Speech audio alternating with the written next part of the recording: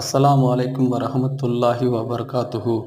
இறை தூதர் நபிகள் நாயகம் ஸல்லல்லாஹு அலைஹி வஸல்லம் அவர்கள் கூறினார்கள், இரண்டு வார்த்தைகள் நாவுக்கு எளிதானவையாகும், நன்மை தீமை நிறுக்கப்படும் மீசான் தராசில் கனமானவையாகும், அளவற்ற அருளாளனின் பிரியத்திற்கு உரியவையாகும்.